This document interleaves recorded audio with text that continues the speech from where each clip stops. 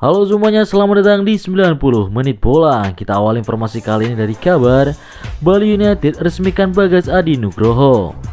Mantan pemain Arema FC Bagas Adi Nugroho kini memperkuat lini pertahanan Bali United menjelang musim kompetisi BRI Liga 1 2024-2025.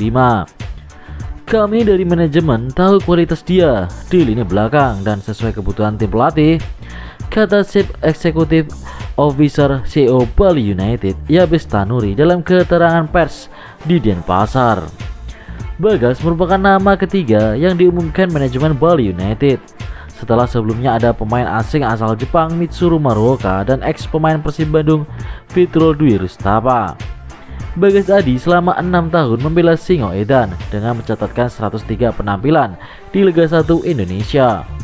Sepanjang perjalanan karirnya, Bagas Adi juga pernah merumput bersama Bayangkara FC dengan 6 penampilan di lapangan hijau. Dengan segudang pengalaman dan menit bermain kurang lebih 9.215 menit di Liga 1, menjadi modal penting Bagas Adi untuk memulai petualangan baru bersama Serdadu Tridatu. Persisolo resmikan bek Zainuri. Setelah merekrut Rizky Dwi, Persisolo akhirnya mengumumkan pemain baru lainnya dalam welcome pada minggu malam. Pemain yang diumumkan adalah Muhammad Zainuri. Dia resmi memperkuat barisan lini belakang Laskar Sambernyawa untuk menghadapi Liga 1 musim depan. Dia dikontrak selama 1 tahun. Pemain asal Bojonegoro ini berposisi bek tengah. Dia akan mengisi posisi yang ditinggalkan Emerson, Diego Bardanka, dan Arif Budiono yang dilepas manajemen. Bek tengah Persisolo musim lalu yang masih bertahan dan mendapatkan perpanjangan kontrak adalah Rian Miziar. Zainuri sebelumnya bergabung dengan Dewa United sejak musim 2022-2023. Musim ini dia memutuskan ke Persisolo sebagai pelabuhan barunya. Musim lalu Zainuri bermain 16 kali bersama Dewa United. Dalam karirnya dia juga sempat bergabung dengan Persibo Bojonegoro medio 2014 hingga 2017, kemudian ke Perseru Serui 2017-2018, Arema FC 2018, Persela Lamongan 2018 hingga 2022, dan Perseba Surabaya tahun 2022. Persib lepas Arsan Makarin ke PSPS Riau. Arsan Makarin memilih hengkang dari Persib Bandung jelang Liga 1 2024-2025. Ia bergabung dengan PSPS Pekanbaru yang berlaga di Liga 2 musim depan. Arsan memutuskan menerima pindahan PSPS dengan durasi kontrak 1 tahun. Ia mengaku ingin lebih berkembang sebagai pemain dan pribadi. Tidak hanya itu, winger berusia 23 tahun tersebut memutuskan untuk bergabung dengan PSPS karena tim tersebut dinakodai oleh Aji Santoso. Pelatih asal Malang itu menjamin Arsan untuk bisa memberikan jatah bermain yang banyak. Pemain kelahiran Sumedang, Jawa Barat itu mengaku sudah merasakan kepuasan membela Persib. Apalagi ia berhasil membawa Maung Bandung menjadi juara Liga 1 musim lalu. Tercatat dari 13 kali penampilannya bersama Persib di Liga 1, Arsan hanya menjalani 181 menit bermain. Artinya pemain bertubuh mungil ini tidak pernah mendapatkan jatah bermain penuh di setiap pertandingan. Arema FC resmikan Choi, William, dan Thales Lira. Arema FC resmi memperkenalkan 3 pemain asing barunya jelang Liga 1 2024-2025. Ketiga pemain itu adalah Thales Lira yang merupakan mantan pemain PSS Sleman. Lalu ada Choi Bok Keong yang pernah memperkuat klub Pratamarhan Swan FC, dan terakhir ada William Marsilio. Kami selaku manajemen akan memperkenalkan 3 pemain asing baru Arema FC, ujar manajer tim Arema FC Wibi Dwi Adriansyah saat rilis di kantor Arema FC. Dari ketiga pemain seluruhnya diikat kontrak selama 1 musim ke depan, termasuk Thales Natael yang menjadi pemain pertama yang dikenalkan dan ditunggu oleh publik. Pihaknya baru bisa mengenalkan secara langsung Thales usai beberapa hari lalu Santer dikabarkan bergabung ke Arema FC. Thales Lira sendiri memiliki posisi bek tengah atau stopper, sedangkan Bo Kyung Choi berposisi sebagai bek tengah dan bisa bermain sebagai gelandang bertahan.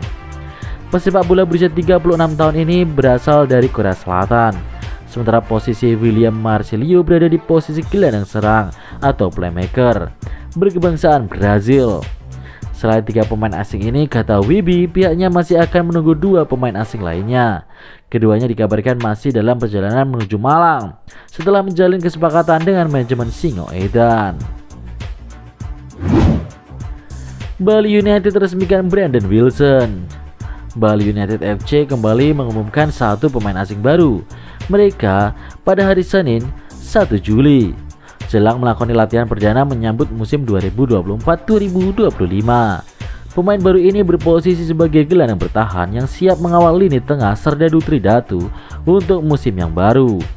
Dia adalah Brandon James Wilson, akan memperkuat sektor tengah dan mengatur transisi menyerang dan bertahan dari Bali United FC. Dengan mendatangkan gelandang berpengalaman satu ini, diharapkan komposisi skuad Serdadu Tridatu tidak atau tetap stabil untuk bisa tampil dengan baik di musim yang akan datang. Brandon banyak menjalani karir di lapangan hijau bersama tim-tim di Australia, Inggris, Thailand, dan terakhir Vietnam bersama Hanoi FC. Saat berseragam Hanoi FC, Brandon sempat menjadi lawan Bali United FC di turnamen Hana Play Cup presented BV awal tahun 2024 lalu.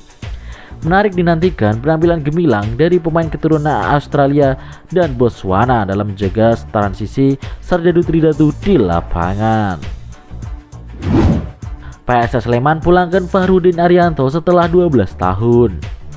PSS Sleman memastikan memboyong kembali pemain berposisi bek tengah Fahrudin Arianto jelang kompetisi Beri Liga 1 2024-2025. Fahrudin memang bukan sosok yang asing bagi Sleman fans, karena dalam karir sepak bola profesional sudah sempat bermain untuk PSS Sleman pada tahun 2008 hingga 2012. Dan kini setelah 12 tahun meninggalkan PSS Sleman, Fahrudin kembali ke Sleman. Pemain asal Klaten ini sendiri mengibaratkan kembali dirinya atau mengibaratkan kembalinya dia ke PSS seperti halnya seorang anak pergi merantau kembali ke rumah yang telah membesarkannya. Kembalinya bek tangguh langganan timnas Indonesia ini adalah jawaban atas janjinya yang ingin kembali ke Sleman setelah melakukan perjalanan sepak bola dengan beberapa klub. Lahir 19 Februari 1989, Fahrudin sudah bergabung dengan PSS Sleman pada usia 19 tahun. PSS adalah klub profesional pertama saya di sepak bola. Menurut saya itulah momen terbesar selama saya mengikuti sepak bola profesional, kata Fahrudin. Pemain yang lekat dengan posisi kapten di berbagai klub maupun timnas Indonesia menyatakan tekanan di PSS Sleman pasti ada. Menurutnya tekanan dari PSS fans adalah jalur bagi PSS Sleman ke papan atas. Mengenai target pribadi, secara tegas Fahrudin menegaskan dia bertekad bersama PSS akan berjuang membawa gelar juara kasta tertinggi. Persija tak targetkan juara BRI Liga 1 musim depan. Manajemen Persija Jakarta tidak membebankan target pelatih Carlos Vena menjadi juara Liga 1 musim depan. Ia diminta membawa kemasan Kemayoran setidaknya finish di posisi 4 besar saja. Carlos Vena akan menukangi Persija Jakarta di Liga 1 musim 2024-2025. Pelatih asal Spanyol itu didatangkan buat menggantikan Thomas Doll yang hengkang. Direktur Utama Persija Ambono Juniarto percaya bahwa Carlos Vena bisa memenuhi target 4 besar. Ia berharap pelatih 40 tahun itu bisa memberi dampak positif buat tim. Di musim pertama Vena, bagi Ambono 4 besar sudah cukup. Jika hasilnya memuaskan, bukan tidak mungkin masa kerjanya akan ditambah dengan target lebih tinggi lagi. Ini sama seperti pertama kali Thomas Doll menukangi Persija.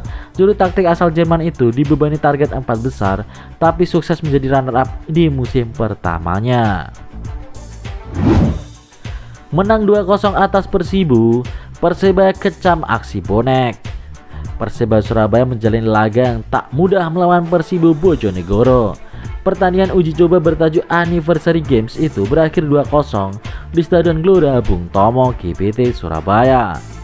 2 gol Persebaya dicetak oleh Muhammad Rashid pada menit ke-70 dan gol Bruno Moreira pada menit ke-86. Meski menang, tim Bajul Ijo bersusah payah menundukkan tim tamu yang notabene baru promosi ke Liga 2. Pelatih Paul Munster menilai bahwa timnya bermain baik. Para pemain Persebaya menunjukkan mentalitas baik di hadapan sebanyak 40.000 penonton di pertandingan ini. Duel ini sekaligus menjadi panggung untuk para pemain baru milik Persebaya, sebut saja Flavio Silva, Malik Rezaldi, Francisco Rivera, Gilson Costa hingga Muhammad Rashid. Setelah Bruno Moreira mencetak gol, muncul flare yang menyala hampir setiap penjuru tribun. Hal ini mengakibatkan stadion GBT dipenuhi dengan asap yang mengganggu pernapasan penonton di stadion. Wasit meniup peluit panjang tanda berakhirnya pertandingan di menit ke-86. Panpel Persebaya langsung mengimbau para penonton yang membawa anak kecil untuk segera meninggalkan stadion kebanggaan kota Surabaya itu. Di postingan Instagram Persebaya yang terbaru mengecam aksi bonek mania yang menyalakan flare yang sangat banyak. Dalam tulisannya, manajemen Persebaya mengharapkan aksi serupa tidak terjadi lagi. Asap tebal dan flare yang memenuhi stadion bisa membahayakan bagi penonton, terutama anak-anak.